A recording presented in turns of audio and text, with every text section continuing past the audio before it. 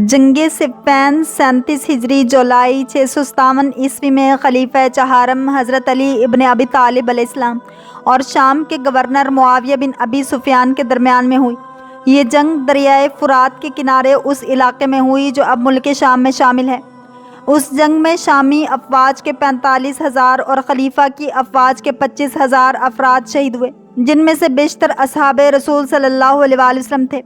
اس جنگ کی پیشن گوئی حضور اکرم صلی اللہ علیہ وآلہ وسلم نے کی تھی اور حضرت عمار بن یاسر رضی اللہ تعالیٰ عنہ کو بتایا تھا کہ اے عمار، تجھ کو ایک باغی گروہ شہید کرے گا۔ ابو موسیٰ اور ابو مسعود دونوں حضرت عمار بن یاسر رضی اللہ تعالیٰ عنہ کے پاس گئے، جب انہیں حضرت علی علیہ السلام نے اہل کوفہ کے پاس اس لیے بھیجا تھا کہ لوگوں کو لڑنے کے لیے تیار کریں۔ ابو موسیٰ اور ابو مسعود دونوں حضرت عمار رضی اللہ تعالیٰ عنہ سے کہنے لگے، جب سے تم مسلمان ہوئے ہو ہم نے کوئی بات اس سے زیادہ بری نہیں دیکھی جو تم اس کام میں جلدی کر رہے ہو۔ حضرت عمار رضی اللہ تعالیٰ عنہ نے جواب دیا، میں نے بھی جب سے تم دونوں مسلمان ہوئے تمہاری کوئی بات اس سے بری نہیں دیکھی جو تم اس کام میں دیر کر رہے ہو۔ ابو مسعود نے حضرت عمار رضی اللہ تعالیٰ عنہ اور ابو موسیٰ دونوں کو ایک ایک کپڑے کا نیا جوڑا پہنایا، پھر تینوں مل کر مسجد میں چلے گئے۔ ابو مریم عبداللہ بن زیاد الاسدی نے بیان کیا کہ جب طلحہ و زبیر رضی اللہ تعالیٰ عنہ اور حضرت عائشہ صدیقہ رضی اللہ تعالیٰ عنہ بصرہ کی طرف روانہ ہوئے تو حضرت علی علیہ السلام نے عمار بن یاسر رضی اللہ تعالیٰ عنہ اور امام حسن بن علی علیہ السلام کو بھیجا۔ یہ دونوں بزرگ ہمارے پاس کوفہ آئے اور ممبر پر چڑھے۔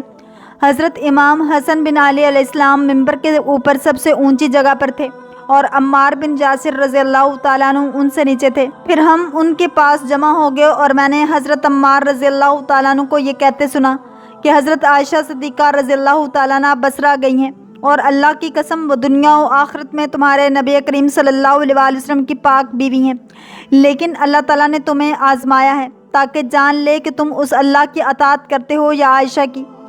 رسول خدا صلی اللہ علیہ وآلہ وسلم کے اصحاب کے درمیان ہونے والی جنگوں میں سے ایک جنگ صفین ہے۔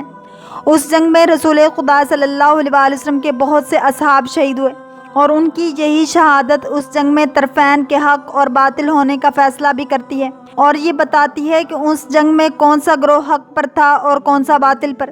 ان اصحاب میں سے حضرت عمار بن یاسر رضی اللہ تعالیٰ عنہ بھی تھے کہ جنہیں اللہ کے رسول صلی اللہ علیہ وآلہ وسلم نے حق و باطل جاننے کا پیمانہ قرار دیا تھا۔ ابن جوزی کی نقل کے مطابق اس جنگ میں کم سے کم حضرت علی علیہ السلام کے لشکر میں سے 25 بدری صحابہ کرام شہادت پر فائز ہوئے۔ حضرت عمار بن یاسر رضی اللہ تعالیٰ عنہ ان افراد میں سے تھے جنہوں نے دل و جان سے اسلام قبول کیا اور اپنی زندگی کے آخری روز تک رسول صلی اللہ علیہ وآلہ وسلم سے کیے ہوئے عہد کو پورا کیا۔ یہ وہی ہیں جنہیں رسول صلی اللہ علیہ وآلہ وسلم نے فتنوں کے ایام میں حق اور باطل جاننے کا پیمانہ قرار دیا تھا۔ عبداللہ بن مسعود رضی اللہ تعالیٰ عنہ نے رسول صلی اللہ علیہ وآلہ وسلم سے نقل کیا ہے کہ جب بھی لوگ آپس میں اختلاف کرنے لگے تو سمیہ کا فرزند عمار حق پر ہوگا۔ خالد الارنی نے کہا کہ میں اور ابو سعید خضری حذیفہ رضی اللہ تعالیٰ عنہ کے پاس ہے اور ہم نے کہا، ابو عبداللہ، وہ حدیث جس کو تم نے فتنہ کے بارے میں رسول صلی اللہ علیہ وآلہ وسلم سے سنا ہے ہمارے لیے بیان کیجیے۔ حذیفہ نے کہا، رسول صلی اللہ علیہ وآلہ وسلم نے فرمایا، قرآن کے پیچھے چلتے رہو، وہ جہاں بھی جائے۔ ہم نے کہا، جب لوگوں میں اختلاف ہو جائے تو پھر کس کے ساتھ ہونا چاہیے؟ تو انہوں نے کہا، اس جماعت کو دیکھو جس میں سمیہ کا بیٹا ہے اور اسی جماعت کے ساتھ چپکے رہو۔ حذیفہ کہتے ہیں، میں نے عرض پوچھا، سمیہ کون ہے؟ جواب دیا، کیا تم اسے نہیں جانتے ہو؟ میں نے کہا، آپ اسے معین کر دیجئے۔ جواب دیا، عمار بن یاسر رضی اللہ تعالیٰ عنہ۔ میں نے رسول صلی اللہ علیہ وآلہ وسلم سے سنا ہے کہ آپ صلی اللہ علیہ وآلہ وسلم نے عمار سے فرمایا، اے ابو یقظان، تم اس وقت تک نہیں مرو گے جب تک تمہیں ایک باغی جماعت صراط مستقیم سے ہٹی ہوئی قتل نہ کر دے۔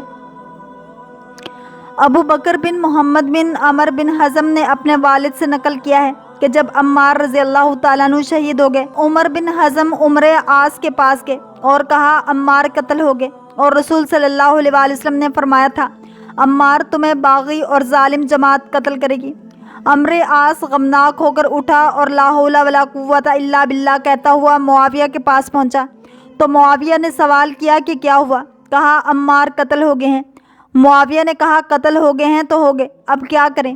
عمرو عاص نے کہا میں نے رسول صلی اللہ علیہ وآلہ وسلم سے سنا تھا کہ عمار کو ایک باغی اور ظالم لوگ قتل کریں گے۔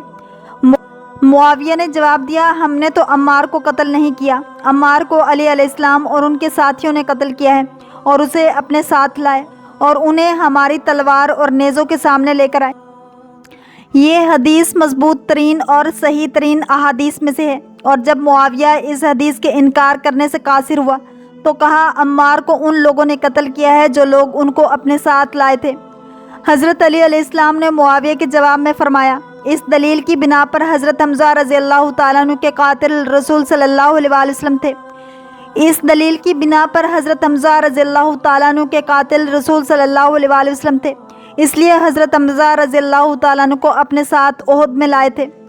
ابن داعیہ کہتے ہیں حضرت علی علیہ السلام کا یہ جواب منہ توڑ تھا جس کا کوئی جواب نہیں ہے، اور یہ ایسی دلیل ہے جس پر کوئی اعتراض نہیں کر سکتا ہے۔ جنگ میں لیلۃ الحریر واقع ہوئی تھی اور اس رات اس درجہ جنگ ہوئی کہ لوگ ایک دوسرے کو پہچان نہیں رہے تھے۔ اسی جنگ میں لیلۃ الحریر واقع ہوئی تھی اور اس رات اس درجہ جنگ ہوئی کہ لوگ ایک دوسرے کو پہچان نہیں رہے تھے اور جنگی اسلحے تمام ہو گئے اور آخر کار لشکر ایک دوسرے کو لات اور گونسے سے مار رہا تھا۔ اس دن مالک اشتر نے ایسی نمایاں جنگ کی کہ امیر المومنین علی علیہ السلام کے لشکر کی فتح قریب تھی کہ اہل شام کے سرداروں نے فریاد بلند کی کہ تمہیں خدا کا واسطہ عورتوں اور لڑکیوں پر رحم کرو کہ ساری بیوہ اور یتیم ہو جائیں گے۔ معاویہ نے عمرو عاص سے کہا کہ تمہارے پاس جو بھی مکر و حیلہ ہے اسے استعمال کرو ورنہ ہم سب ہلاک ہو جائیں گے، اور اسے مصر کی حکومت دینے کا وعدہ کیا۔ عمرو عاص ایک مکار اور دھوکے باز انسان تھا۔ اس نے اپنے لشکر کو آواز دی کہ اے لوگو، جس کے پاس بھی قرآن ہو اسے نوکے نیزہ پر بلند کرے۔ اس آواز کے بعد 500 قرآن کریم نوکے نیزہ پر بلند کر دیے گئے اور معاویہ کے لشکر سے آواز بلند ہو گئی کہ ہمارے اور تمہارے درمیان کتاب خدا حاکم ہو۔ حضرت علی علیہ السلام کا لشکر اس مکر و حیلہ سے دھوکہ کھا گیا اور جنگ بندی کا مطالبہ کرنے لگے اور حضرت سے کہا اے علی، معاویہ سچ کہہ رہا ہے، اس نے آپ کو کتاب خدا کی دعوت دی ہے، اس بات کو مان لیجئے۔ اس کام میں اشعث بن قیس سب سے زیادہ سخت تھا۔ امیر المومنین حضرت علی علیہ السلام نے فرمایا یہ دھوکہ اور فریب ہے۔ ان لوگوں نے کہا کہ یہ ممکن ہی نہیں کہ ہمیں قرآن کی طرف بلایا جائے اور ہم لبیک نہ کہیں۔ حضرت علی علیہ السلام نے فرمایا تم پرواہی ہو، ہم ان سے جنگ ہی اس لیے کر رہے ہیں کہ یہ حکم قرآن کے پابند ہوں، لیکن ان لوگوں نے نافرمانی اور کتاب خدا کو پیش کر دیا۔ جاؤ اپنے دشمنوں سے جنگ کرو اور ان کے دھوکہ میں نہ آؤ۔ یقیناً معاویہ، عمرو عاص ابن معیط، حبیب بن سلمہ اور بنی نابغہ دین اور قرآن کے ماننے والے نہیں ہیں، اور ہم انہیں تم سے بہتر طریقے سے پہچانتے ہیں۔ اس طرح کے بہت سے جملے سننے میں آئے۔ امیر المومنین علی علیہ السلام نے ان بدبختوں کو جتنی نصیحت کی لیکن ان پر کچھ اثر نہ ہوا۔ آخر کار اشعث اور اس کے ساتھیوں نے حضرت علی علیہ السلام کو دھمکی دی کہ ہم لوگ تمہارے ساتھ بھی وہی کریں گے جو حضرت عثمان رضی اللہ تعالیٰ عنہ کے ساتھ کیا تھا، اور بولے کہ کسی کو اشتر کے پاس بھیج کر انہیں جنگ سے منع کریں۔ حضرت نے اشتر کے پاس قاصد بھیجا کہ جنگ روک دو۔ مالک اشتر نے کہا کہ یہ جنگ بند کرنے کا موقع نہیں ہے، فتح و نصرت قریب ہے۔ جب قاصد نے آ کر یہ پیغام دیا تو بدبخت جماعت نے وہی بات دہرائی کہ ہم آپ کے ساتھ حضرت عثمان رضی اللہ تعالیٰ عنہ کی طرح کر ڈالیں گے۔ آخر کار دوبارہ قاصد گیا اور کہا کہ مولا کہہ رہے ہیں اگر جنگ بند نہیں کرو گے تو مجھے مقتول دیکھو گے یا دشمن کے ہاتھ میں گرفتار۔ خلاصہ جنگ بندی ہو گئی اور مکار فوج قتل ہونے سے بچ گئی، اور یہ موقع اسلام اور انسانیت کو بہت بڑا نقصان ہوا۔ واقعی صفین کے اس انسانیت سوز مسئلہ سے نتیجہ یہی نکلتا ہے کہ انسان کی فکر صحیح ہو، ورنہ حق کے ساتھ ہونے کے باوجود بھی باطل کو فائدہ پہنچا دے گا۔ حق کو شکست ہوگی اور باطل کامیابی کا جشن منانے لگا۔ عقل و شعور کا استعمال کرے اور غور و فکر کا صحیح معیار بنائے۔ حق کو باطل کا حقیقی پیمانہ ہو، ورنہ صفین کے طرفداران علی علیہ السلام کی طرح شکست کھانے پر مجبور ہوگا، کیونکہ ان لوگوں نے حق کو صحیح طریقہ سے نہیں پہچانا تھا، لہٰذا صاحبان حق کی شناخت میں گمراہی کا شکار ہو گئے۔ قرآن کے نیزوں پر بلند ہونے سے قرآن بلند کرنے والوں کے دھوکے میں آ گئے، لہٰذا پہلے صحیح معیاروں اور عقل کی کسوٹی پر حق کو سمجھ کر پھر فیصلہ کرے۔ اللہ کریم ہم سب کو دین اسلام کی پیروی کرنے والا اور عشق مصطفیٰ صلی اللہ علیہ وسلم نصیب فرمائے۔